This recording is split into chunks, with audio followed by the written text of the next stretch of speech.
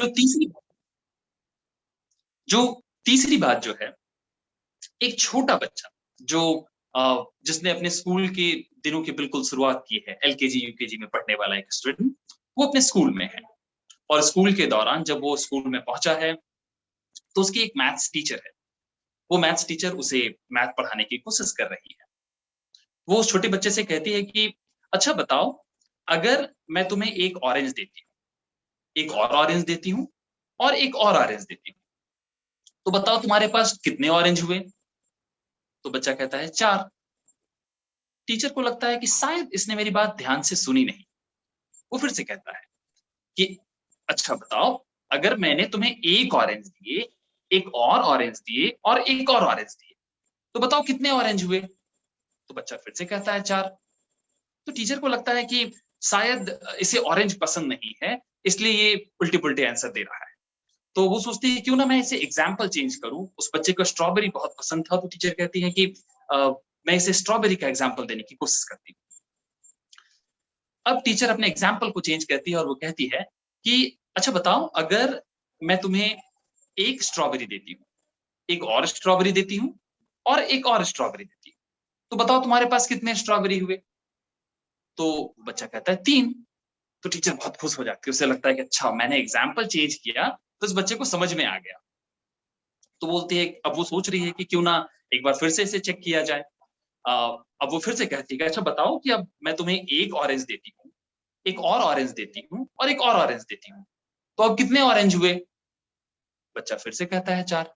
अब टीचर को बहुत गुस्सा आ जाता है, बहुत झुंझलाने लगती है कि ऐसा कैसे हुआ कि स्ट्रॉबेरी जब था वो 3 थे और ये 4 कैसे हो गए? तो वो छोटा बच्चा कहता है कि मैम, एक्चुअली मेरे बैग में ना पहले से एक ऑरेंज है, तो आपने मुझे 3 ऑरेंज दिए और मेरे पास एक और ऑरेंज था, तो वो 4 हो गए। यानी चेंज ऑफ पर्सपेक्टिव। वो स्टूडेंट जो है, वो भी अपने हिसाब से बिल्कुल सही है, क्योंकि उसे पता था कि आंसर क्या है, आंसर 4 है। टीचर जो पहले से मैथमेटिकल कैलकुलेशन कर कर बैठी है, जो प्री डिटरमाइंड है, उसे पता है कि आंसर 3 है, दोनों ही सही है। ये आज के दौर की हकीकत है। 3 स्टूडेंट जनरेशन और 3 स्टूडेंट रियलाइजेशन।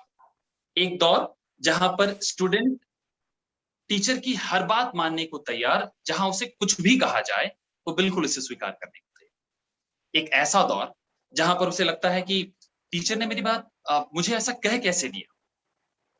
और तीसरा एक दौर, आज का दौर, जहां पर चेंज ऑफ परसेप्शन है। बार बार दोनों के विचारों में बदलाव, यानी कि केवल अब शिक्षक शिक्षा नहीं देता है, स्टूडेंट उस शिक्षा से कुछ और अलग सोचने की कोशिश भी करता है। जरा समझने की इसे कोशिश करते हैं। ऐसा क्यों हुआ और आज चेंज ऑफ परसेप्शन अचानक से कैसे आ गया? पहले ये क्यों नहीं था? तो सबसे पहली बात आज हम समझने की कोशिश करते हैं कि जब हम कहते हैं कि स्टूडेंट टीचर रिलेशनशिप, तो हम पहले समझते हैं टीचर का मतलब क्या होता है, गुरु का मतलब क्या होता है। सीधी सी भाषा है, सीधी सी बात है कि गुरु का अर्थ है जो ज्ञान दे, यानी कि टीचर वही है जो आपको नॉलेज दे। तो क्या आज हमें नॉलेज केवल और केवल टीचर से मिलती है? बिल्कुल नहीं। आज हमारे सामने बहुत सारे सोशल मीडिया प्लेटफॉर्म है। यूट्यूब हमारा टीचर है, फेसबुक हमारा टीचर है, यहां तक कि व्हाट्सएप भी हमारा टीचर है, डिफरेंट ट्विटर, और जिस प्लेटफॉर्म पे आज हम उपस्थित है, ये जूम, ये भी आज हमारा एक टीचर है। यानी कि आज हमारे सामने स्टूडेंट टीचर रिलेशनशिप का एक नया दौर उपस्थित है, जहां केवल गुरु, केवल एक टीचर आपको टीच नहीं करता, बल्कि आप अपने नॉलेज को डिफरेंट डिफरेंट डिफरेंट प्लेटफॉर्म से हासिल करते हैं। आप एक समझिए, एक दौर जब था कि मान लीजिए किसी स्टूडेंट को युद्ध शिक्षा लेनी होती थी, टेक्निक ऑफ वॉर सीखना होता था, तो वो किसी ऐसे टीचर के पास जाता था जो युद्ध में बहुत एक्सपर्ट है। वो उसे बिल्कुल तलवार चलाना, भाला चलाना, बाण चलाना सब कुछ सिखाता था और बिल्कुल अपनी कॉपी तैयार कर देता था उसमें। और वो स्टूडेंट भी जो है एक समय के बाद उतना ही बड़ा वॉर एक्सपर्ट बन जाता था। अगर किसी को संगीत सीखनी होती थी, वो किसी एक ऐसे टीचर के पास जाता था जो उसे संगीत में बिल्कुल ट्रेंड करता था, और धीरे धीरे वो बिल्कुल एक्सपर्ट हो जाता था संगीत का, नॉलेज का, सिंगिंग का। सेम उसी तरह से अगर किसी को शास्त्रज्ञ बनना होता था, अगर बहुत नॉलेज ऑफ बुक्स अगर उसे हासिल करनी होती थी, वो किसी ऐसे टीचर के पास जाता था जो ऑलरेडी शास्त्रज्ञ है। यानी बहुत डिफाइन था, बहुत पहले से पता था हमें कि हमें किस चीज की शिक्षा लेनी है, और हमें एक ऐसे शिक्षक के पास जाना होता था जो उसे उसमें ट्रेन कर देता था। लेकिन आज मैं इसे एक एग्जाम्पल के साथ समझाऊं तो बहुत आसान हो जाएगा आपके लिए, आपके समझने के लिए। हाल ही में उड़ीसा में एक टीचर है। अ, वो लंबे टाइम तक उन्होंने सबसे पहले क्या किया कि बैंक में काम किया, बहुत लंबे पीरियड तक बैंक में काम किया, और बैंक में काम करने के दौरान एज अ डिप्टी मैनेजर वहां से वो रिटायरमेंट उस बैंक से। न्यूज में बहुत फेमस हुआ था ये नाम। नाम है जय किशोर प्रधान। बैंक ऑफ इंडिया से उन्होंने रिटायरमेंट लिया एज अ डिप्टी मैनेजर। और जय किशोर प्रधान जी जब एट द एज ऑफ 60 जब वो रिटायर्ड हुए, उस दौरान वो अपनी दोनों बेटियों को, उनकी दो बेटियां थी, अपनी दोनों बेटियों को वो एमबीबीएस की तैयारी करा रहे। और उस ड्यूरेशन जब वो अपनी बेटियों को एमबीबीएस के लिए तैयार कर रहे थे, उस ड्यूरेशन उनका भी इंटरेस्ट लगातार एमबीबीएस की तरफ बढ़ा, और इतना बढ़ा कि एट द एज ऑफ 64 उन्होंने नीट एग्जामिनेशन क्लियर किया, और बाद में एमबीबीएस के लिए उन्होंने एडमिशन लिया, और अपने एग्जाम को कंप्लीट करने के बाद आज वो मेडिकल प्रैक्टिस कर रहे हैं। मतलब उस दौर में आकर वो अपने मेडिकल प्रैक्टिस कर रहे हैं, यानी कि एज अ डॉक्टर वो प्रैक्टिस कर रहे हैं। इसका मतलब क्या है, मैं क्यों आपके सामने एग्जाम्पल ला रहा हूं? इसके पीछे का एक बहुत बड़ा रीजन है कि हम जब डिफरेंट वेरिएशन से, यानी कि अलग अलग सोर्स ऑफ नॉलेज से जब गुजरते हैं ना, तो हमें बाद में पता चलता है कि आखिर मेरा इंटरेस्ट कहाँ है, जो पहले पता हो पाना बहुत मुश्किल था। पहले क्योंकि हमारे पास एक ही टीचर होते थे, हमें बिल्कुल उनके जैसा बनना होता था, उन्हें पता होता था कि उसे क्या बनाना है, उसे मेरी कॉपी बनाना है। लेकिन आज का स्टूडेंट केवल कॉपी नहीं हो सकता, उसे अलग हटना पड़ता है। और इसी अलग हटने के लिए एक नेसेसिटी की जरूरत है। कथन भी होता है कि डाइवर्सिटी इज नेसेसिटी, यानी कि जितना अधिक वेरिएशन होगा वो आज के समाज की जरूरत है, बिल्कुल वही आवश्यकता है। एक मेरा मित्र, मैं उसे बहुत करीब से जानता हूँ, उसने मेरे साथ क्लास 12 पढ़ा, उसके बाद उसने बीटेक कंप्लीट किया, उसके बाद उसने एमटेक कंप्लीट किया, और उसके बाद उसने एमबीए भी किया। एमबीए कंप्लीट करने के बाद पिछले 2 साल, लगभग 2-3 साल उसने एक आईटी कंपनी में काम भी किया। लेकिन उसे लगा कि यार मजा नहीं आ रहा है, बड़ा बोर सा काम हो रहा है, बहुत रूटीन वर्क हो रहा है। तो उसे किसी ने सजेस्ट किया कि यार तुम एक काम कर सकते हो, किसी जो काउंसलिंग करते हैं उनसे एक बार मिलो, हो सकता है कि तुम्हें कुछ बेहतर आइडिया मिल जाए। तो वो एक काउंसलर के पास गया, उसने काउंसलिंग करवाई, और उस काउंसलिंग के दौरान उसे पता चला कि सच में उसका इंटरेस्ट इंजीनियरिंग फील्ड में था ही नहीं। वो एक बहुत अच्छा वीडियो मेकर था, उसे नेचर फोटोग्राफी पसंद थी, उसे नेचर वीडियोग्राफी बहुत पसंद थी, और वो बाद में चलकर बहुत फेमस यूट्यूबर बना। मैं उसका नाम नहीं लूंगा इस प्लेटफॉर्म पर, क्योंकि ये बिल्कुल निजी बात है। लेकिन वो काफी प्रसिद्ध हुआ। कहने का अर्थ क्या है, मैं आपको क्या बताना चाह रहा हूँ?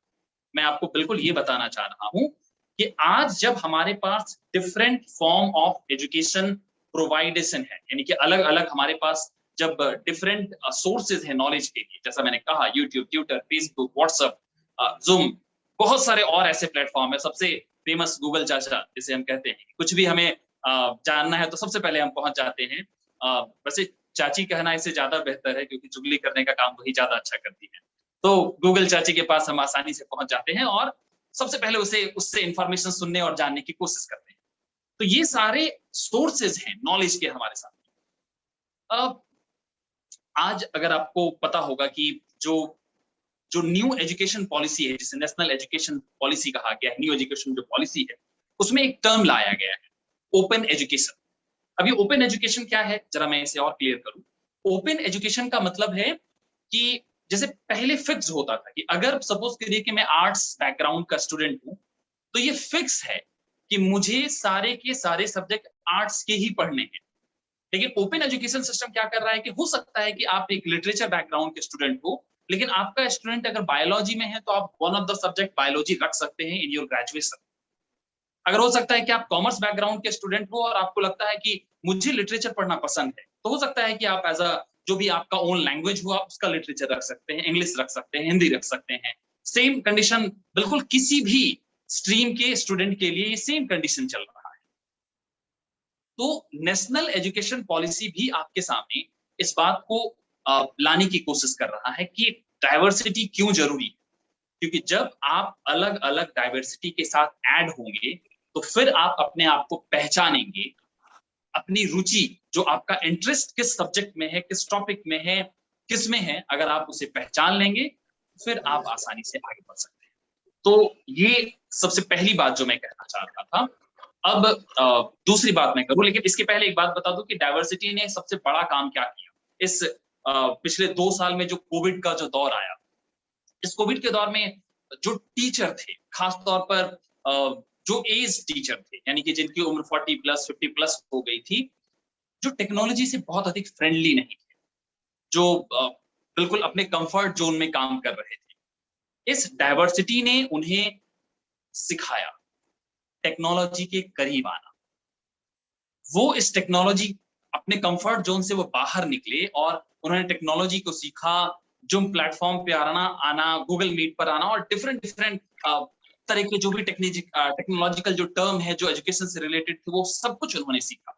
और इसके लिए आज के टीचर तो मैं बिल्कुल कहता हूं कि बधाई के पात्र हैं और मेरी तरफ से बिल्कुल श्रद्धा के पात्र हैं, जो इस डाइवर्सिटिफिकेशन को उन्होंने स्वीकार किया। आज के स्टूडेंट भी बिल्कुल उन्होंने एक नया वर्ल्ड ऑफ एजुकेशन सीखा इस कोविड पीरियड में। तो सबसे पहली बात जो मेरी थी वो थी डाइवर्सिफिकेशन। अब मैं दूसरी बात पर आऊं, जो मैं दूसरा बिंदु आपके सामने लाना चाहता हूं, स्टूडेंट टीचर रिलेशनशिप का।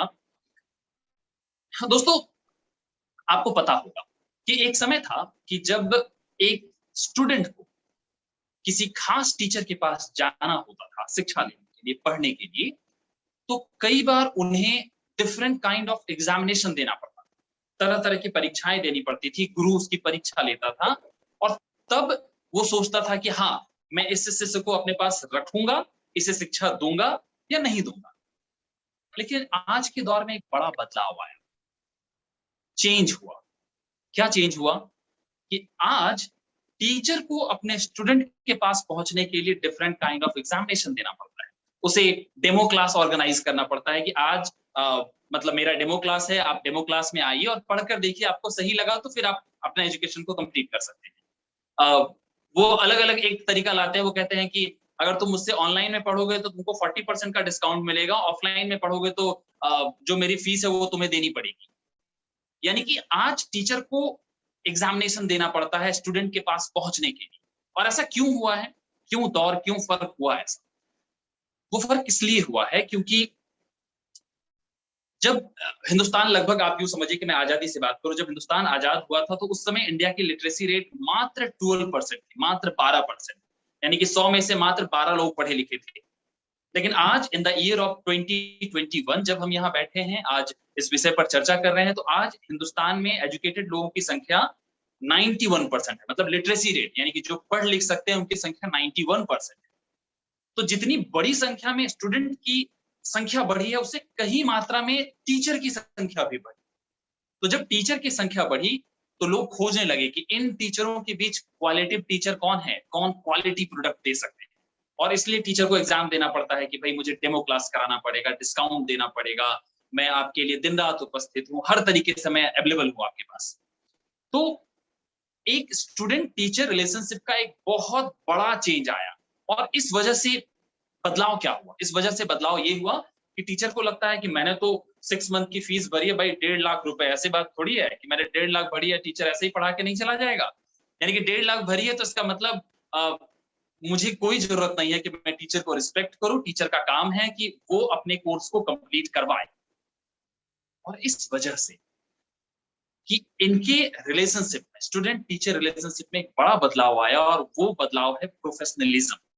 यानी कि जहां पर पहले स्टूडेंट और टीचर रिलेशनशिप एक रिस्पेक्ट से बंधा था और आज प्रोफेशनलिज्म से बंधा हुआ है। उसे लगता है कि बस मैंने फी पे किया है, इसका मतलब ये है कि टीचर के लिए आवश्यक है कि वो मुझे शिक्षा दे। ये दूसरी बात जो मैं आपके सामने रखना चाह रहा था कि आज के एजुकेशन जो सिस्टम है, जो आज का जो दौर है, इसमें प्रोफेशनलिज्म बहुत तेज गति से आया है, बहुत तेजी से बढ़ा। एक तीसरी बात जो मैं आपके सामने आज रख खास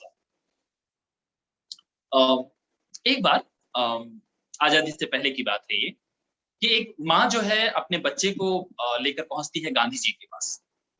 अ, गांधी जी से पूछती है कि गांधी जी मेरे बच्चे को जरा समझाइए। उसकी उम्र जो है लगभग 12-13 साल है बच्चे की उम्र। वो कहती है जरा इसे समझाइए, बहुत मीठा खाता है, इसे बहुत चीनी खाना पसंद है। मैं इसे कितना समझाती हूँ बिल्कुल नहीं समझता है कि मीठा खाने से बीमार हो जाएगा, डायबिटीज हो जाएगी, मधुमेह हो जाएगा। तो गांधी जी बोलते हैं कि ठीक है, आप इसे नेक्स्ट वीक मेरे पास लेकर आइएगा। तो माँ बोलती है ठीक है, और नेक्स्ट वीक माँ जो है अपने उस बच्चे को नेक्स्ट वीक गांधी जी के पास लेकर आती है। तो गांधी जी कहते हैं कि देखो बच्चे, मीठा खाना गलत होता है, इससे लोग बीमार हो जाते हैं, इससे डायबिटीज हो जाता है, मधुमेह हो जाता है, तो मीठा मत खाओ। तो गांधी जी की बात सुनकर वो माँ थोड़ी-सी उसके मन में एक क्वेश्चन आता है। वो कहती है कि बापू, ये बात तो आप इसे पिछले सप्ते भी समझा सकते थे अगर इतनी सी बात थी तो। तो गांधी जी कहते हैं कि दरअसल पिछले सप्ताह तक मैं भी खुद बहुत मीठा खाता था। मुझे भी मीठा बहुत पसंद था। तो अगर जब आज मैं किसी को कुछ समझा रहा हूँ तो बहुत ज़रूरी है कि मैं खुद उस पर यकीन करूँ। मैं खुद उसे मानूँ और स्वीकार करूँ कि मीठा खाना गलत है और इससे लोग बीमार हो जाते हैं। यानी एक टीचर की बहुत बड़ी रिस्पॉन्सिबिलिटी होती है कि टीच फ्रॉम देयर लाइफ। वो उसे अपने स्टूडेंट को अपने जीवन से समझाए। क्योंकि आज हम लोग इस प्लेटफॉर्म पे मौजूद हैं और आ, आपको पता है कि यीशु मसीह जो परम पिता परमेश्वर है, वो अपने जीवन से लोगों को बहुत एग्जाम्पल देते थे। वो खुद अपने लाइफ से लोगों को सेट करते थे कि कैसे अपने जीवन से लोगों को एग्जाम्पल दिया जाए, बस केवल बोलकर नहीं, बड़ी बड़ी बातें नहीं। आपको याद होगा वो स्टोरी जो मुझे बहुत पसंद है कि एक बार, आप में से शायद सब लोगों को पता भी हो वो कहानी, लेकिन फिर भी मैं आपके सामने दोहराता हूँ कि एक बार जो है जीसस क्राइस्ट के शिष्य जो है नदी से गुजर रहे थे, एक झील से गुजर रहे थे, और प्रभु ने कहा, यीशु ने कहा कि तुम लोग जाओ। उनके पास कुछ खाना था और किसी दूसरे शहर में उन्हें पहुंचना था। उन्होंने कहा कि तुम जाओ और मैं तुम्हें ज्वाइन करूंगा, मैं पहुंचूंगा तुम्हारे पास। तो अचानक से झील में जाते हुए बहुत तेज तूफान आ गया। नदी में जो है बहुत हलचल होने लगी, बहुत तेज हवाएं चलने लगी, लहरें बहुत तेज हो गई। तो नाव डूबने लगी। उन्हें लगा कि वो डूब जाएंगे और वो बचाओ बचाओ प्रभु को याद करने लगे। तो अचानक उन्हें दिखाई पड़ा कि उस झील पर कोई आदमी उसके पानी पर चलता हुआ आ रहा है। तो उन्हें लगा ये कैसे हो सकता है कि कोई आदमी बिल्कुल पानी पर कैसे चल सकता है। जब वो करीब आए तो उन्होंने देखा ये तो यीशु मसीह है, ये तो जीसस क्राइस्ट है, ऐसा कैसे है। तो उन्होंने पूछा कि प्रभु ये आप हैं? उन्होंने कहा हाँ, ये मैं हूँ। तो उस नाव में उपस्थित एक जो शिष्य था जिसका नाम था पीटर, हिंदी में पतरस कहते हैं, उन्होंने कहा कि मैं भी प्रभु पानी पे चलना चाहता हूँ। उन्होंने कहा आ जाओ, और वो पतरस पानी में उतर गया और वो चलने भी लगा। वो 2 कदम, 3 कदम, 4 कदम चला, लेकिन पीछे से फिर से वो तूफान जो था, वो तेज आवाज आई और पतरस का ध्यान उसकी तरफ गया, उस तूफान की तरफ। और अचानक क्योंकि उसका ध्यान तूफान की तरफ गया, उसका ध्यान भटका और पानी में डूबने लगा। यीशु मसीह ने वो बचाव-बचाव किया। यीशु मसीह ने उसका हाथ पकड़ा पकड़ा और उसे निकाल कर फिर से नाव पर रख दिया और उसे कहा, मैं उसे लिख कर लाया हूँ आपके लिए कि you of little faith, why did you doubt, कि तुमने मुझ पर विश्वास क्यों नहीं किया, तुमने मुझ पर संदेह क्यों किया, कि जब मैंने तुम्हें कहा कि तुम इस पानी पर चल सकते हो, तुम चलोगे। एक शिक्षक में ये विश्वास होना चाहिए। एक विश्वास होना चाहिए जो वो विश्वास अपने स्टूडेंट तक पहुंचा सके। वो विश्वास, यकीन वो अपने छात्रों में फूंक सके कि तुम ये कर सकते हो। क्योंकि जब वो विश्वास करेगा ना, तो आप यकीन मानिए कि उसका स्टूडेंट वो कर कर दिखाए। जरूरत यही होती है कि हम कई बार स्टूडेंट तक ज्ञान पहुंचा देते हैं लेकिन खुद नहीं मानते। हम मानते हैं कि स्टूडेंट को कहते हैं कि देखो यार, क्लास में ना मोबाइल यूज करना गलत है, वो चोरी छुपे जो तुम पीछे बैठ करके नेटफ्लिक्स का जो वीडियो देख रहे हो ना, वो गलत है। और जब वही टीचर क्लास में अगले दिन पहुंचता है किसी फ्री पीरियड में, वो खुद मोबाइल यूज कर रहा होता है। यानी कि आपको लाइफ एग्जाम्पल खुद से, अपने लाइफ से स्टूडेंट के सामने सेट करना है, क्योंकि जब तक आप ये सेट नहीं करेंगे, जब तक आप अपने जीवन को स्टूडेंट के सामने नहीं लाएंगे, तब तक आप बिल्कुल उम्मीद नहीं कर सकते हैं कि स्टूडेंट आपकी बातों को यकीन करें, आप पर फेथ लाए, आप पर विश्वास करें। ये तीसरी बात मैं जो कहना चाह रहा था आपके सामने, कि आप किसी भी स्टूडेंट के सामने चैलेंज दें और वो ही उसे विश्वास दें और वो उसे पूरा करें। ये 3 बातें मैंने रखी, और एक चौथी बात जो मेरी अंतिम बात है, मैं समझ रहा हूँ कि मैं बहुत बोल रहा हूँ, लेकिन फिर भी थोड़ा-सा मुझे और बर्दाश्त कर लें। ये चौथी बात जो मैं आपके सामने रख रहा हूँ, जो मुझे खास तौर पर जो लगती है, ये 3 बातें जो मैंने आपके सामने रखी, वो थी स्टूडेंट टीचर रिलेशनशिप किस तरह से चेंज हुआ, कैसे इसमें बदलाव हुआ और क्या परिवर्तन आए। आज मैं आपके सामने एक ऐसी बात रख रहा हूँ कि एक टीचर, एक सिंगल टीचर पूरे सोसाइटी में कैसा चेंज ला सकता है, क्या बदलाव कर सकता है। देखिए, एक जो खास बात है आज के हमारे एजुकेशन सिस्टम में, जो कि नहीं होता है। हम क्या करते हैं कि हम एक टीचर हैं, हम एक स्टूडेंट के सामने एक क्वेश्चन देते हैं और बोलते हैं चलो सॉल्व करो। वो कोशिश करता है सॉल्व करने का और उससे नहीं होता तो फिर हम बोर्ड पर सॉल्व करके दिखा देते हैं कि देखो इसका आंसर ये होगा। ये गलत तरीका है। यानी हम अपने स्टूडेंट के सामने क्वेश्चन लाएं और उससे पूछें कि बताओ इसका सॉल्यूशन क्या है। यानी कि आप उसे कहें कि बताओ आज के दिनों में बहुत अधिक पॉल्यूशन बढ़ गया है, क्या कर सकते हैं पॉल्यूशन को रोकने के लिए, और आप ये कहकर चुप हो जाए और उनके आंसर को सुनने की कोशिश करें।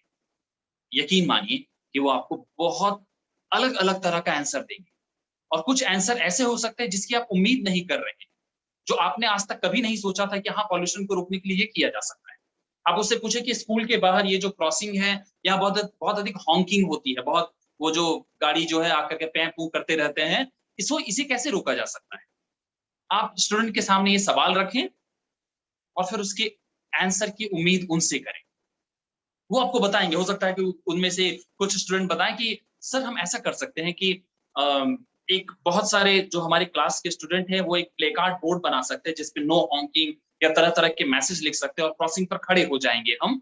और हमें से कुछ स्टूडेंट हो सकता है कि कान में बड़े से वो हाथी की तरह बड़े कान बना ले, उसमें रुइयाँ लगा ले, उसके ऊपर ब्लड दिखा दे ताकि लोगों को पता पता चले, उसके ऊपर बैंडेज बाँध ले कि देखो अधिक हॉकिंग से हमारे कान खराब हो गए, हमारे कान बहरे हो गए, उससे खून निकल रहे हैं। आप सोचिए कि अगर कोई एक टीचर अपने 40 स्टूडेंट के साथ उस क्रॉसिंग पर पहुँच जाए और सच में वो ऐसा कर दे कि बच्चे जो है कान बड़े-बड़े लगा करके और बैंडेज बाँध कर वहाँ खड़े हैं, बहुत सारे प्ले कार्ड लेकर के, तो ये एक नेशनल न्यूज़ बन जाएगा, मीडिया आ जाएगी। आप उसे शूट करें, यूट्यूब पर डाल दें और उसे वायरल होने दें।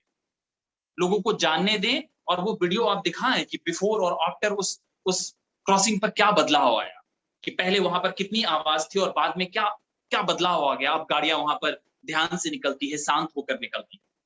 यानी एक टीचर बहुत बड़ा चेंज ला सकता है। उस वीडियो के ज़रिए हो सकता है कि हिंदुस्तान के अलग-अलग पार्ट में रहने वाले जो लोग हैं, वो भी इंस्पायर है, उसे लगे कि हाँ, हम भी कुछ ऐसा कर सकते हैं। आप स्टूडेंट के सामने पूछे कि अच्छा बताओ, स्मोकिंग करना तो गलत है ना? तो बताओ जो बड़े बच्चे जब कॉलेज में पहुँच जाते हैं, तो वो लड़के-लड़कियाँ स्मोक क्यों करते हैं? और आप बोलकर चुप हो जाए। बताओ इसे रोकने के लिए क्या किया जा सकता है? और उनके सामने आप ये सवाल रखें और उनसे उसके आंसर की उम्मीद करें और उनके आंसर को सुनिए। हो सकता है कि वो कोई ऐसा सॉल्यूशन दे दे आपके सामने जिसकी उम्मीद आपने नहीं की।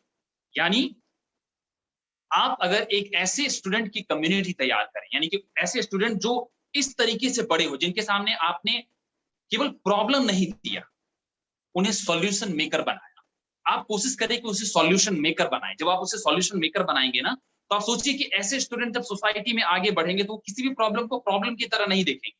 उन्होंने प्रॉब्लम को देखा और वो कहेंगे कि अच्छा इसे क्या किया जा सकता है? इसका सॉल्यूशन क्या हो सकता है? आप उसे रखें कि यार पता है आपको कुछ लोग इंडिया को नेशनल रेप कैपिटल कहते हैं। हम क्या कर सकते हैं? हिंदुस्तान में रेप को कैसे रोका जा सकता है? आप स्टूडेंट के सामने ये सवाल रख दें और उनसे उसके आंसर की उम्मीद करें। वो यूथ हैं, वो युवा हैं, वो आपको बताएंगे कि हम कुछ ऐसा कर सकते हैं, हम लोगों के साइकोलॉजी में कैसे बदलाव कर सकते हैं, और कई ऐसे आंसर आ सकते हैं जिसकी उम्मीद आपने नहीं की। यानी जो बात मैं आपके सामने कहना चाह रहा हूं वो ये कि आप स्टूडेंट के सामने प्रॉब्लम रखें और उसके सॉल्यूशन की उम्मीद उनसे करें, उन्हें सॉल्यूशन मेकर बनाएं, क्योंकि जब वो सॉल्यूशन खोजने वाले होंगे तो आप सोचिए इसके साथ क्या क्या बढ़ेगा। वो जब बच्चे वो हॉकी के लिए लड़ रहे थे तो उनके साथ टीम वर्क बढ़ रहा था, डिफरेंट काइंड से अलग उनके जो जो दिमाग है उनका अलग अलग तरीके से सोच रहा था। तो ये सारी चेंजेस उनमें साफ साफ दिखाई दे रहे हैं। हम एक ऐसे ही कम्युनिटी, आप सोचिए कि न्यू इंडिया आज के दौर का नया स्टूडेंट, नया टीचर बिल्कुल ऐसे ही बन सकता है, जहां स्टूडेंट खुद अपने प्रॉब्लम के सॉल्यूशन को खोजे और टीचर एक मॉडरेटर का काम करे। टीचर बिल्कुल आपको हाथ पकड़कर आगे नहीं ले जाएगा। आज का टीचर आपको डायरेक्शन देगा, गाइड करेगा, एक दिशा दिखाएगा, और यू द स्टूडेंट, आपको उस रास्ते पर चलना है, आपको सॉल्यूशन खोजना है। क्योंकि अगर आप सॉल्यूशन मेकर बन गए तो आप समझिए हमारा सोसाइटी सॉल्यूशन मेकर बनेगा, और जब हमारा सोसाइटी सॉल्यूशन मेकर बनेगा तो ये हमारा देश इंडिया बिल्कुल सॉल्यूशन मेकर बनेगा, बिल्कुल अपने समस्याओं से आगे बढ़ेगा, आगे निकलेगा, और उसे एक नया देश, नया भारत, नया राष्ट्र बनाएगा। क्योंकि कहा भी जाता है, एक फेमस कोट है कि the greatest teacher teach from heart and not from the book. तो जरूरी है कि हम वो किताबी बातों को थोड़ा सा पीछे रखें और अपने दिल से पढ़ाने की कोशिश करें, क्योंकि जब हम ऐसा करेंगे, यकीन मानिए एक नया दौर हमारे सामने आएगा। तो बस इन्हीं बातों के साथ मैं आज की चर्चा यहीं पर खत्म करता हूं, और उम्मीद करता हूं कि आपको ये बातें जो मैंने कही वो आपको समझ में आई हो। और जैसा कि अभिषेक भाई ने अनाउंस किया था, अगर आपके कुछ क्वेश्चन हैं तो बिल्कुल आप मुझसे पूछ सकते हैं, और मैं प्रयास करूंगा कि मैं उसका आंसर दूं। कोई भी क्वेश्चन।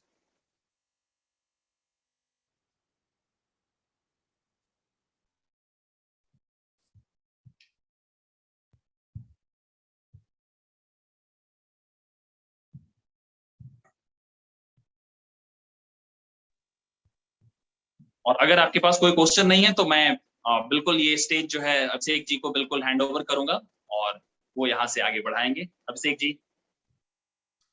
थैंक यू भाई नीरज। और क्या हम लोग उनके लिए तालियों के साथ उनका अभिवादन कर सकते हैं तो खूबसूरत संदेश के लिए। और परमेश्वर आपको बहुत आशीष दे, और कई सारे बातों को हमारे बीच में ये बहुत ही कम समय में बहुत सारे ऐसे सूचनाओं को, बहुत सारे नीडफुल इंफॉर्मेशन जो शायद ही हम लोग को पता ना हो, उस तरह की इंफॉर्मेशन को भी हमारे बीच में वो रखे, और कई सारे गुण रहस्य बातों को जो एक टीचर और एक स्टूडेंट के रिलेशनशिप को दर्शाता है, उन बातों को बताए। जैसे उन्होंने कहा भी आखिरी में एक बहुत खूबसूरत बात को उन्होंने कहा कि एक टीचर वो होता है जो अपने दिल से चीजों को सिखाता है, जो उसके दिल में है, जो उसके मन में है, जो उसके खुद के तजुर्बे हैं, खुद के एक्सपीरियंस है, उन चीजों से जो चीज सिखा सकता है, या हम जो दूसरों को उन चीजों से जो चीज सिखा सकते हैं, शायद वो किताबी बातों से ना सिखा पाए।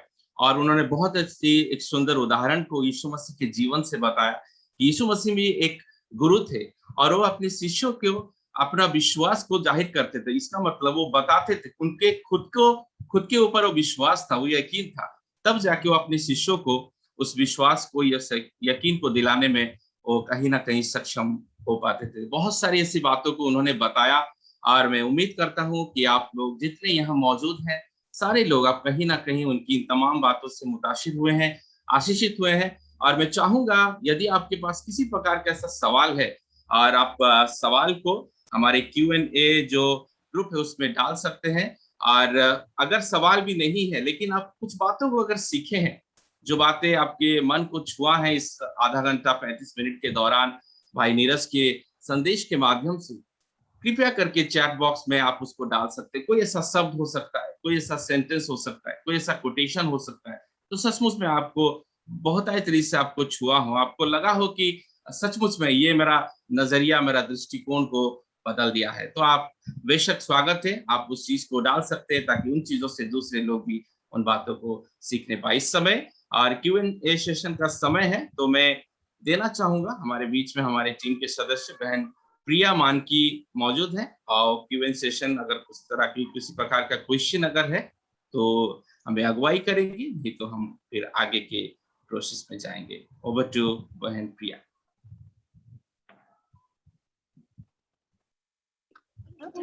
ओके, थैंक यू भैया इस टाइम के लिए।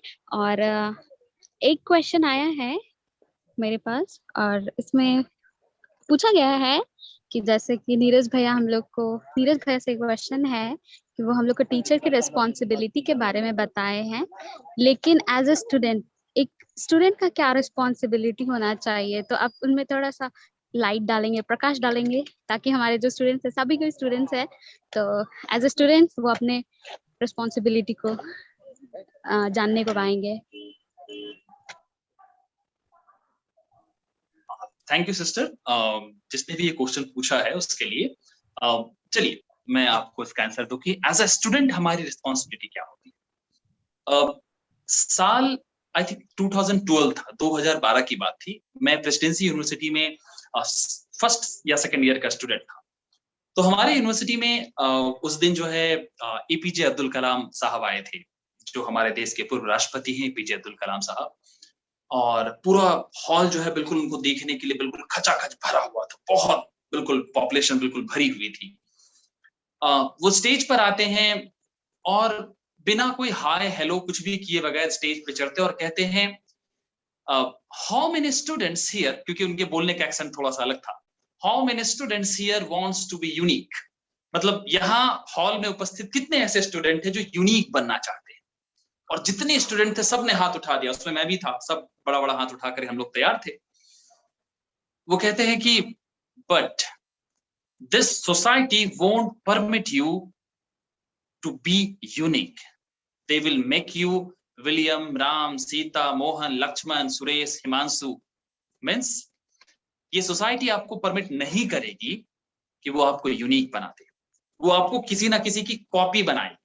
वो कहेगी कि उस भैया की तरह बनो, वो जो दीपक भैया है ना जो तुम्हारे मोहल्ले में रहते हैं, अभी देखो हाल ही में उन्होंने वो अपना गवर्नमेंट जॉब क्लियर किया है, तुम क्या कर रहे हो बताओ अब तक। वो बताएंगे उस दीदी की तरह बनो, देखो वो डांस इंडिया डांस की वो फाइनलिस्ट बन गई थी, उसकी तरह बनो। उस स्टूडेंट की तरह बनो, देखो उसका पैकेज पता है तुमको, 12 लाख का उसका ईयरली पैकेज है, और तुम क्या कर रहे हो यहाँ पर अब तक घर में पड़े हुए हो। यानी मैं जो आपको बताना चाह रहा हूं, एज ए स्टूडेंट आपकी रिस्पॉन्सिबिलिटी है बी योरसेल्फ। आप वो बने जो आप हैं। आप पहले हिमांशु बन जाएं, आप पहले जितेंद्र बन जाएं, आप पहले पूजा बन जाएं, आप पहले जो भी है वो पहला बने। Make your own identity. आप कोशिश करें कि आप अपनी पहचान अपने जीवन से बनाएं, आप अपने एजुकेशन सिस्टम से बनाएं। आप जो कुछ भी आपको पसंद है, मैं बिल्कुल नहीं कह सकता हूं कि आप वही करें जो आप जिस एजुकेशन सिस्टम में। हो सकता है कि आपको मैथ बहुत पसंद हो, आप मैथमेटिशियन बनने की कोशिश करें। आप हो सकता है कि आप हिंदी आपको बहुत पसंद हो, आप उसे लेकर आगे बढ़े। हो सकता है कि आपको सिंगिंग बहुत पसंद हो, आप उसे लेकर आगे बढ़े। लेकिन कोशिश करें कि आप अपनी इटसेल्फ आइडेंटिटी क्रिएट करने की कोशिश करें, अपनी पहचान, किसी की कॉपी नहीं। तो मुझे लगता है कि बहुत जरूरी है कि एक स्टूडेंट के नाते आप अपने आप को पहले समय दें और कोशिश करें, अपने आप को खोजें कि आप क्या बनना चाहते हैं। और जब आप ये तय कर लेंगे कि आप क्या बनना चाहते हैं, यकीन मानिए कि आपको फिर किसी से नहीं पूछना पड़ेगा कि एक स्टूडेंट की रिस्पॉन्सिबिलिटी क्या होती है। Thank you. कोई और क्वेश्चन अगर हो आपके सामने तो। थैंक यू भैया, बहुत अच्छे से एक्सप्लेन करे इस क्वेश्चन का आंसर। और मेरे को उम्मीद है कि हमारे जितने भी स्टूडेंट्स हैं सबको उनका आंसर मिलने को पाया है। और जब हम 10th में थे तो एक पोएम पढ़े थे, द रोड लेस ट्रैवल, तो ये उससे ही मिलता जुलता क्या, अब बहुत अच्छे से उस चीज को एक्सप्लेन किए, थैंक यू। एक और क्वेश्चन है हमारे पास, इसमें ऐसे पूछा है कि उनको जानना है कि अगर कोई स्टूडेंट अपने दिल का ख्वाहिश को फैमिली तक नहीं बता पाता है तो वो क्या करे।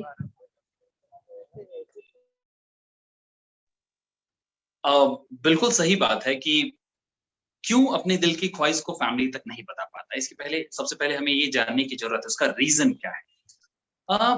देखिए हमारे एक सोसाइटी का एक मेंटालिटी है जो फिक्स है पहले से। मैं आपको ये एग्जांपल अपने लाइफ से बताऊं तो मुझे शायद अपनी बात कहने में सुविधा होगी। मैं क्लास 12 तक बिल्कुल एक साइंस का स्टूडेंट था, प्योर मैथमेटिक्स का स्टूडेंट था, प्योर साइंस का स्टूडेंट था। लेकिन मेरा बहुत अधिक इंटरेस्ट हिंदी में था, हिंदी लिटरेचर में। तो जिस सोसाइटी में हम पले बढ़े हैं, अगर वहां मैं कहूं कि मैं हिंदी पढ़ना चाहता हूं, तो मेरे माता पिता ने कहा कि हिंदी हिंदी कौन पढ़ता है, हिंदी तो हमारे घर में लड़कियां पढ़ती है क्योंकि उनकी शादी हो जाए, बस इसलिए। तो आप समझ रहे हैं कि सोसाइटी आपके सामने एक डेमोन्स्ट्रेशन और यूं कहें कि एक टैग फिक्स कर देती है कि साइंस कौन पढ़ेंगे, साइंस वो लड़के पढ़ेंगे जिनका परसेंटेज 60% से ऊपर है। कॉमर्स कौन पढ़ेंगे, वो स्टूडेंट जो एटलीस्ट मोर देन एवरेज है या एवरेज है, वो स्टूडेंट कॉमर्स पढ़ेंगे। और आर्ट्स कौन पढ़ेंगे, वो लड़के जो कुछ नहीं जीवन में कर सकते, जिनको लगता है कि उनसे कुछ नहीं हो सकता, वो आर्ट्स पढ़ेंगे। तो एक्चुअल में आपको वो जो टैबू है ना, उस टैबू की वजह से कोई भी स्टूडेंट अपनी बात को अपने टीचर तक या अपने फैमिली तक नहीं पहुंचा पाता है। तो जरूरत है कि आप सबसे पहले आप उस टैबू को तोड़ने की कोशिश करें। अपनी बात अपने पेरेंट्स तक तभी आप पहुंचा सकते हैं जब आप उन्हें अपने यकीन में लें, आप उन्हें बताएं कि आपने जो चुना है आप उससे क्या हासिल कर सकते हैं। और दूसरी इंपॉर्टेंट बात है कि जब आप अपने पेरेंट्स को ये बात बता रहे हैं तो उनमें आपका यकीन झलकना चाहिए, वो दिखना चाहिए कि आप सचमुच वही चाहते हैं जो आप बताना चाहते हैं। यानी कि आपके अंदर वो डेडिकेशन है उस चीज को लेकर जो आप अपने पेरेंट्स को बताना चाह रहे हैं कि मुझे बीटेक छोड़ करके अब मुझे लिटरेचर पढ़ना है। आप ये बताना चाह रहे हैं कि मैं अब एमबीबीएस छोड़कर मैं यूट्यूबर बनना चाहूंगा। और उन्हें ये स्वप्न बताइए कि हो सकता है कि मैं एमबीबीएस की तरह बिल्कुल, 3 इडियट्स मूवी आपने देखी होगी, उन्हें बताइए, उसका एग्जाम्पल दीजिए कि हो सकता है कि मैं उतना पैसा ना कमाऊं लेकिन मैं खुश रहूंगा, मैं वो कर पाऊंगा। तो ये जरूरी है कि आप उन्हें अपने कॉन्फिडेंस मिले और उनका कॉन्फिडेंस रिटर्न बैक आप तक होना चाहिए। तो ये है आंसर। आप कुछ और भी क्वेश्चन पूछ सकते हैं। मैं यहाँ से फिलहाल एक अनाउंसमेंट भी कर दूं कि जो स्टूडेंट मुझसे इसके बाद भी, सेशन के बाद भी अगर मुझसे कुछ पूछना चाहते हैं, तो मेरा प्रॉपर एक यूट्यूब चैनल है नीरज सिंह के नाम से, आप लोग सर्च करेंगे और मैं कोशिश करूंगा कि अगर अभिषेक जी को मैं उसका लिंक प्रोवाइड कर दूं, वो भी प्रोवाइड करूंगा। हालांकि कोई भी स्टूडेंट चाहे तो यूट्यूब पर जाकर बस केवल लिखिए NIRAJ नीरज सिंह, और अगर फिर भी ना मिले तो पास में लगा दीजिए JHT, junior Hindi translator, JHT। आप उसे क्लिक करें, आप मुझे वहां देखें और आपने कोई भी सवाल आप मुझसे पूछ सकते हैं, आपके मन में जो भी डाउट है, स्पेसिफिक एजुकेशनल जो भी आपके क्वेश्चन है। और क्योंकि मैं गवर्नमेंट जॉब में हूं तो मैं आपको बताऊंगा कि आप कैसे गवर्नमेंट जॉब हासिल कर सकते हैं। स्पेसिफिक मैं उसमें उसी तरह के वीडियोस डालता हूं कि आप कैसे SSC या गवर्नमेंट जॉब से रिलेटेड प्रिपरेशन कर सकते हैं। तो मुझसे आप वहां भी पूछ सकते हैं। फिलहाल आपके और अगर कोई और भी क्वेश्चन है तो जरूर।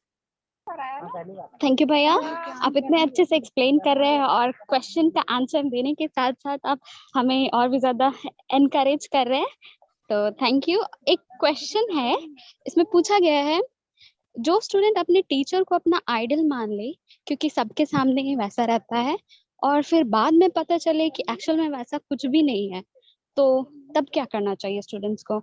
ऐसे सिचुएशन में वो क्या करें?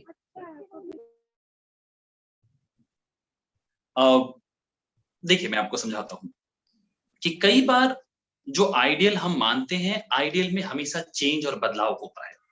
अब आपको बिल्कुल एजुकेशन से हटकर मैं समझाऊं, एक समय था मुझे जो ऐश्वर्या राय बहुत पसंद थी, मुझे बहुत खूबसूरत लगती थी वो, हालांकि आज भी खूबसूरत है ऐसा नहीं है, बट आज धीरे धीरे चेंज हुआ। फिर ऐश्वर्या राय के बाद मुझे लगा कि नहीं नहीं, ऐश्वर्या राय का दौर जो ना अब चला गया, अब मुझे आज की जो लेटेस्ट हीरोइन है करीना कपूर बहुत पसंद थी।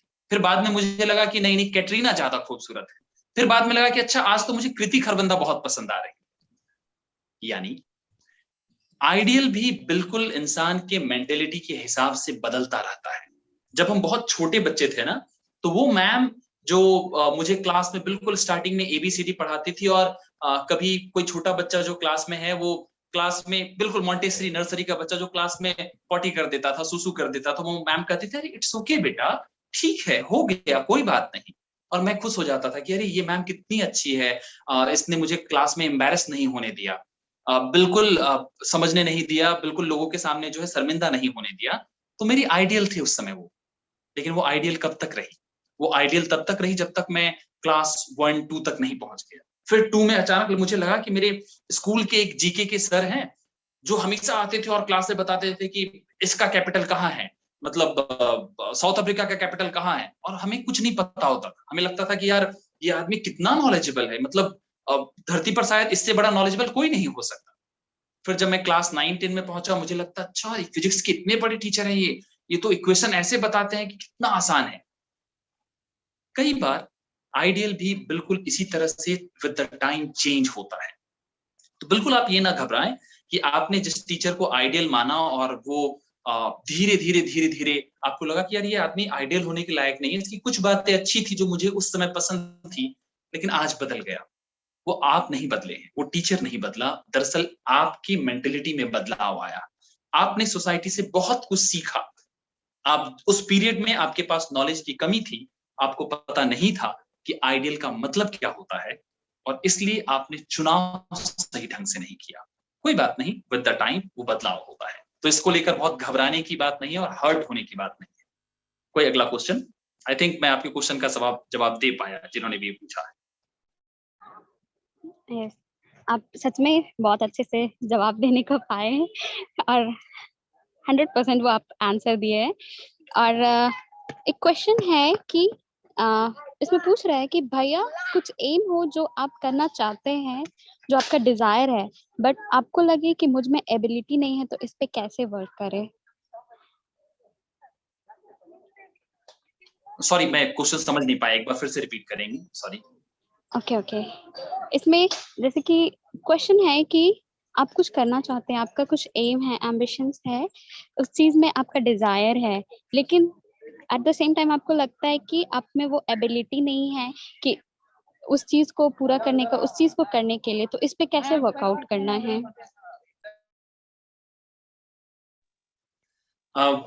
मैंने इस बात का आंसर अपने स्पीच में दिया था, अगर आपने ध्यान से सुना होगा तो मैं आपको बताऊं। सबसे पहली बात क्या होती है कि जो मैंने कहा कि डाइवर्सिटी इज नेसेसिटी, यानी कि जो अलग अलग विभिन्नता है ना, उसे पहचानना जरूरी है, क्योंकि जब तक आप उसे पहचानेंगे नहीं तब तक आप खोज नहीं पाएंगे कि आपको जाना क्या कहाँ है। कई बार सबसे पहली बात तो ये होती है कि हम ये समझ नहीं पाते कि हमें चाहिए क्या। मुझे पता है कि मैं एवरेज सा दिखने वाला एक लड़का हूं और मैं सोच रहा हूं कि यार काश मेरी शादी ना वो इस बार जो मानुसी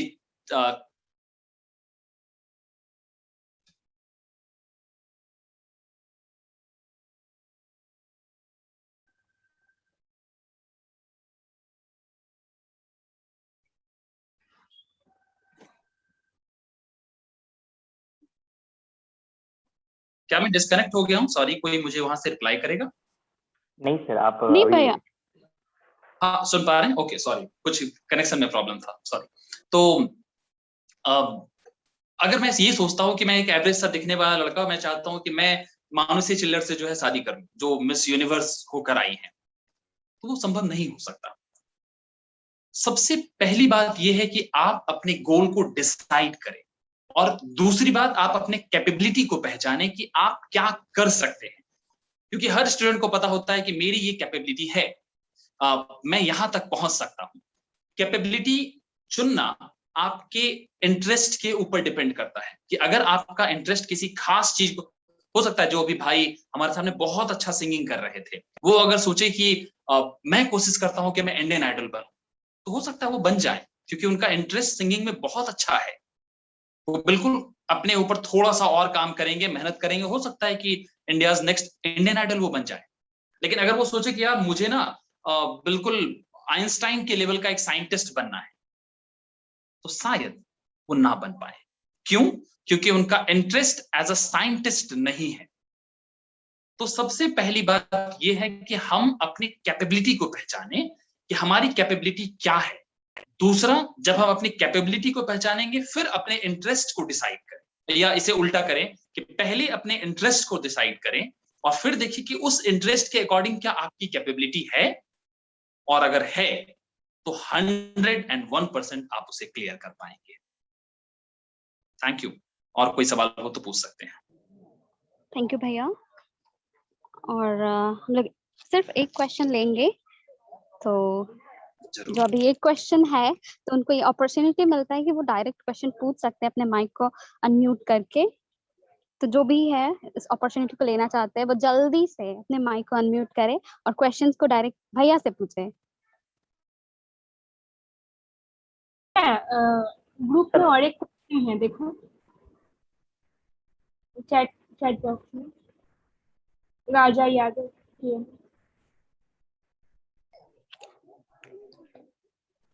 ओके भैया, एक और क्वेश्चन है इसमें। ये क्वेश्चन है कि भैया मैं एसएससी का प्रिपरेशन कर रहा हूँ बट कट ऑफ वगैरह देखकर बहुत डिमोटिवेटेड फील करता हूँ। कभी कभी खुद पे ही डाउट होने लगता है क्या मैं कर पाऊंगा या नहीं। ऐसा मैं चाहता हूँ आप कुछ सजेशन दे मुझे। मैं आपसे बहुत छोटे से ही पढ़ते आ रहा हूँ। तो ओके, चलिए अच्छी बात है। इस क्वेश्चन के लिए सबसे पहले तो शुक्रिया। आपको एक बात बताते हैं कि पता है कि हर सोसाइटी हर टाइम के साथ थोड़ा थोड़ा थोड़ा थोड़ा चेंज होता है। यानी आपको पता है कि एक समय जब हमारे टाइम जो इंडिया था उस समय हम लोग बस इसी बात से घबरा रहे थे कि यार हमारे सामने खाने की कमी है तो हम क्या करें। तो जो इंदिरा गांधी है उन्होंने ग्रीन रिवॉल्यूशन लाया और हमारे खाने की कमी को पूरा कर दिया। फिर आगे बढ़े, हमें लगा कि हम टेक्नोलॉजी में बहुत पीछे हैं। फिर हम लगातार उस पर काम किए और आज इंडिया में सबसे ज्यादा मोबाइल है। टेक्नोलॉजी इंडिया की काफी अच्छी है, इसरो बहुत आगे बढ़ा हुआ है। आज का ये दौर है कि हमें लगता है कि अब हम साइबर क्राइम में थोड़ा सा लैग कर रहे हैं और कोशिश करते हैं कि हम साइबर क्राइम में आगे बढ़ जाएं। यानी कि साइबर जगत जो होता है, साइबर क्राइम जहां अटैक होता है। मतलब मैं जो बताने की कोशिश कर रहा हूं कि सोसाइटी, समय और दौर विद द टाइम बदलता है। जब आप एसएससी की बात करते हैं ना, एसएससी भी बिल्कुल उसी रूट पर चलता है कि जब आप एसएससी के कटअप को 2014 में देखेंगे वो कुछ और था, 2015 में उससे थोड़ा बढ़ गया, 2016 में थोड़ा और बढ़ गया और कंटिन्यूअस उसमें एक ग्रेजुअल तरीके से हल्का हल्का हल्का हल्का चेंज आता गया, थोड़ा थोड़ा वो बढ़ता चला गया। इसका मतलब क्या है कि विद द टाइम आपको अपने अंदर भी लगातार मोटिवेशन, लगातार एक रिनोवेशन लाना पड़ेगा। क्योंकि जब तक आप ये बदलाव नहीं लाएंगे तब तक आप हो सकता है कि थोड़े से लैग बिहाइंड कर जाए। लेकिन क्योंकि आपका इंटरेस्ट अगर एसएससी है, अगर आपको लगता है कि बिल्कुल एसएससी के लिए मैं तैयार हूं, तो यकीन मानिए आप उसे क्लियर कर पाएंगे। लेकिन अगर आप बिल्कुल तैयार हैं तो आपको अपने डेडिकेशन को, जो भी आपका डेडिकेशन था, उससे 2 कदम और आगे लेकर चलना पड़ेगा क्योंकि विद द टाइम उसमें बदलाव आया है और आपको अपने एफर्ट में भी बदलाव लाना पड़ेगा। एक बहुत हाल ही में एलॉन मस्क का आपने नाम सुना है, बहुत फेमस टेस्ला के जो है डिजाइनर कह सकते हैं आप, फाउंडर भी कह सकते हैं, जो भी कहिए। उन्होंने एक खास बात कही कि अगर आपको रिलेवेंट होना है, मतलब आज की सोसाइटी में अगर रिलेवेंट होना है तो आपको साइबॉर्ग बनना पड़ेगा। साइबॉर्ग का मतलब होता है एक ऐसा इंसान जो शरीर से, बिल्कुल बॉडी से तो लिविंग थिंग्स है, जीवित है, और मतलब एक ह्यूमन है, लेकिन माइंड से हल्का हल्का रोबोटिक हो जाए। साइबॉर्ग यानी कि एक ऐसा इंसान जिसका दिमाग रोबोट की तरह चले और बॉडी इंसानों की तरह, उसमें फीलिंग भी हो लेकिन उसके दिमाग काम करने की जो स्पीड है वो तेज हो जाए। तो हमें आज के समय में टिके रहने के लिए, खास तौर पर इस जो कॉम्पिटिटिव फील्ड है वहां टिके रहने के लिए आपको साइबॉर्ग की तरह काम करना पड़ेगा। यानी कि लगातार सीखना पड़ेगा, अपने आप को अपडेट करना पड़ेगा, लाइक आर्टिफिशियल इंटेलिजेंस की तरह। अगर आप ये करेंगे, अपने आप को लगातार अपडेट करने की कोशिश करेंगे, तो एसएससी क्या, आप यूपीएससी भी क्लियर कर सकते हो और बहुत आसान है। दूसरी बात, आपका डेडिकेशन इसमें बहुत इंपॉर्टेंट रोल प्ले करेगा। अगर आपको इसे और डिटेल में बात करनी है तो आप मुझसे कभी मेरे इंस्टाग्राम और उस पर पूछ सकते हैं, मैं आपको और एक्स्ट्रा समय दे पाऊंगा। और अगर आप मेरे स्टूडेंट हैं तो हो सकता है आपके पास बिल्कुल मेरा नंबर भी हो, तो आप वहां पर मुझसे बात कर सकते हैं। Thank you. Thank you so much भैया हमारे इतने सारे क्वेश्चन का आंसर देने के लिए।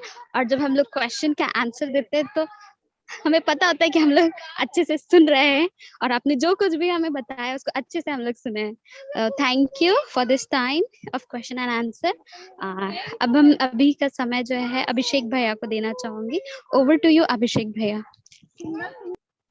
थैंक यू बहन प्रिया, और बहुत खूबसूरती अंदाज से और आप इस क्वेश्चन और आंसर की सेशन को अगुवाई किए, और विशेष तौर पर हम धन्यवाद देना चाहेंगे भाई नीरज का, और जिन्होंने बहुत ही खूबसूरत तरीके से सारे सवालों का बहुत ही सरल तरीके से उनका जवाब को दिया। और हम जानते हैं बहुत सारे लोगों के पास और भी बहुत सारे सवाल जरूर होंगे, और इस सवालों को सुनते हुए ये बात हम पता कर सकते हैं कि सचमुच में आज का जो कार्यक्रम है और आज का जो संदेश है कहीं ना कहीं आपके दिल को छुआ है, और आप काफी रीति से आप आशीषित हुए हैं। और आने वाले दिनों में जैसे भाई ने बताया, उनके YouTube चैनल पर आप जा सकते हैं, या आप अगर उनके स्टूडेंट हैं, प्रत्यक्ष रूप से अगर उनके साथ जुड़े हैं, तो आप जरूर अपने जो भी सवाल है, चाहे वो जीवन संबंधी हो या चाहे एजुकेशन के संबंधित हो, उन सवालों को जरूर पूछिए, और आप उन सवालों का जवाब को उनसे आप ले सकते हैं। और खैर, आज का ये जो शाम का समय था बहुत ही आशीषित रहा होगा, मैं उम्मीद करता हूँ। और फिर से भाई नीरज का हम तहे दिल से उनका शुक्रिया अदा करते हैं कि अपनी बेशकीमती समय को हमारे बीच में वो दिए, और सचमुच में वो काफी व्यस्त है और अपनी कार्य में, लेकिन उसके बावजूद हमें समय दिए। और उनकी तारीफ में बस इतना कहना चाहेंगे, दुष्मंत राय जी का एक लाइन है कि हाथों में अंगारे लिए सोच रहा था, हाथों में अंगारे लिए सोच रहा था, इस अंगारे का तासीर मुझे कोई बता। तो अंगारे उनके हाथ में है, और ये तासीर बस आने वाले दिनों में और भी मुतासिर हो, ये हम परमेश्वर से दुआ करते हैं, और भी उनके जीवन में बहुत सारी बातें हो और मुकम्मल हो, और आने वाले दिनों में सचमुच में उनका जीवन बहुत सारे लोगों के लिए एक आशीष का कारण बने, ये हम दुआ करेंगे, ये हम परमेश्वर से आशा रखेंगे। और हम अंतिम पड़ाव में आ चुके हैं, और जैसे हम दुआओं के साथ शुरू किए, तो दुआओं के साथ भी हम खत्म करेंगे, समाप्त करेंगे। और विशेष तौर पर भाई नीरज के लिए हम दुआ करेंगे, और आज के इस कार्यक्रम के लिए हम खुदावंत का शुक्रगुजार करेंगे कि उन्होंने बहुत अच्छा समय को दिया कि हम आपस में इस समय को इस जूम के प्लेटफॉर्म में बिता पाए, और एक दूसरे से हम मुतासिर हुए, मुखातिब हुए और आशीषित हो पाए। इस बात के लिए हम विशेष तौर पर परमेश्वर का धन्यवाद देते हैं।